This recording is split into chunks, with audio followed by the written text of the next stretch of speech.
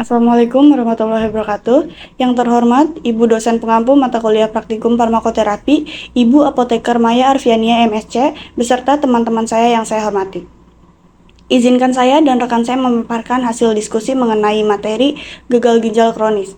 Sebelumnya, perkenalkan, saya Sri Sophie Febri Trishipa dan rekan saya Fitria Wulandari dari kelompok 8 gagal ginjal kronik FM22A. Kepada Fitria, saya persilahkan. Apa itu gagal ginjal kronik? Gagal ginjal kronik adalah gangguan fungsi ginjal yang progresif dan tidak dapat pulih kembali, di mana tubuh tidak mampu memelihara metabolisme dan gagal memelihara keseimbangan cairan dan elektrolit yang berakibatkan pada peningkatan ureum. Gambaran klinis pada penurunan cadangan ginjal tidak tampak gejala-gejala klinis.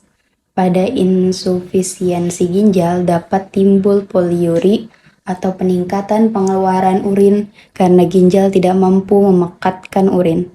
Pada gagal ginjal, pengeluaran urin turun akibat ZFR yang sangat rendah. Hal ini menyebabkan peningkatan beban volume, ketidakseimbangan elektrolit, asidosis metabolik, azotemia, dan uremi. Pada penyakit gagal ginjal stadium akhir, terjadi azotemia dan uremia berat. Asidosis metabolik memburuk yang secara mencolok merangsang kecepatan pernapasan, timbul hipertensi, anemia, osteodystrofi, hiperkalemia, ensefalomati, uremik, dan pruritus atau gatal. Dapat terjadi gagal jantung kongestif dan perikarditis tanpa pengobatan, terjadi koma dan kematian. Penyebab gagal ginjal kronik disebabkan oleh berbagai kondisi seperti gangguan metabolisme, infeksi, hipertensi, gangguan imunologis, obstruksi traktus urinarius, gangguan tubulus primer, dan gangguan kongitial yang menyebabkan GVR menurun. Gejala yang muncul pada gagal ginjal kronik. Pasien akan mengalami di mana kondisi air kencing atau urin tidak bisa keluar, mempunyai nafsu makan yang kurang, mual, muntah, terjadinya pembengkakan pada tangan, kaki, wajah, dan sekitar mata. Pasien akan terlihat pucat, letih, lemah, lesu, kulit menjadi gatal-gatal, sesak napas, dan mengalami tekanan darah tinggi mengakibatkan pingsan. Klasifikasi tingkatan kerusakan pada ginjal. Stadium awal atau stadium 1, kerusakan pada ginjal dengan ZFR yang normal atau di atas kurang lebih 90 mili. Stadium kedua, kerusakan pada ginjal dengan penurunan GFR yang ringan 60-89 mili. Stadium 3, penurunan pada GFR yang sedang 30-59 mili. Stadium keempat, penurunan pada ZFR yang parah sekitar 15-29 mili. Dan pada stadium akhir, Anda mengalami gagal ginjal kronis apabila ZFR kurang dari 15 mili. Perawatan atau pengobatan pada gagal ginjal kronik.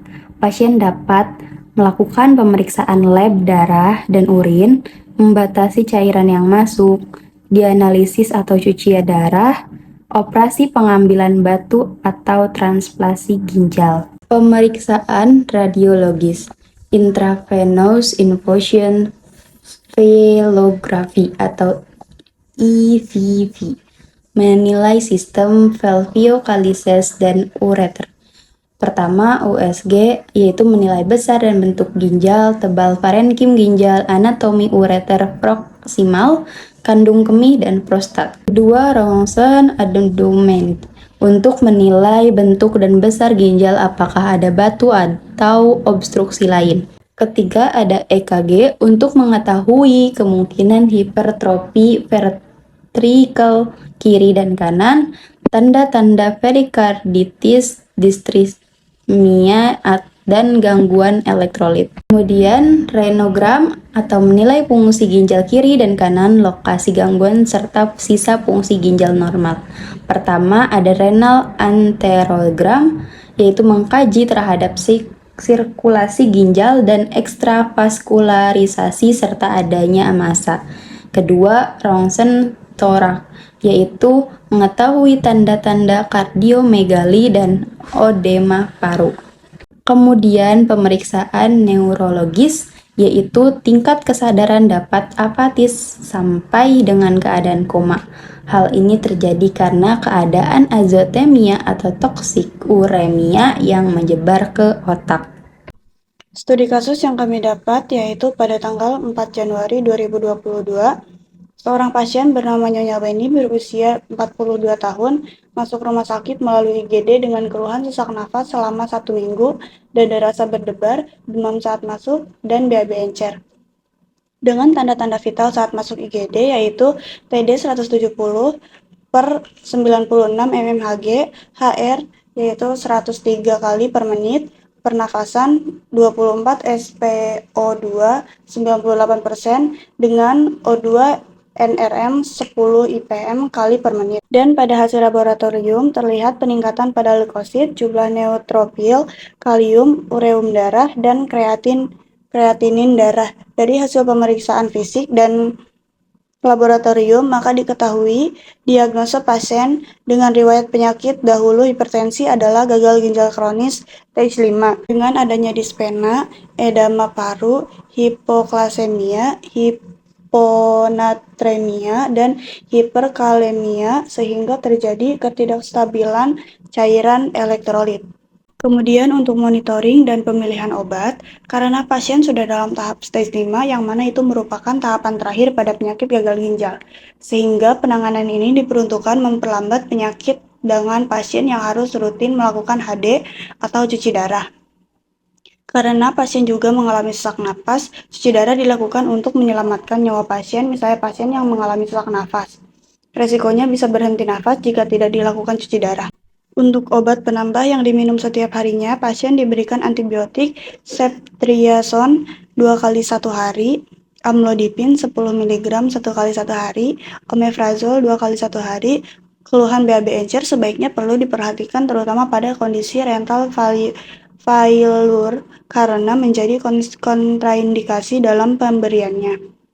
Dan bila memang perlu dapat dipertimbangkan penggunaan loperamide karena tidak kontraindikasi pada kondisi gagal ginjal. Sekian pemaparan materi dari kami, kurang lebihnya mohon dimaafkan. Terima kasih yang sudah mendengarkan sampai habis. Wassalamualaikum warahmatullahi wabarakatuh.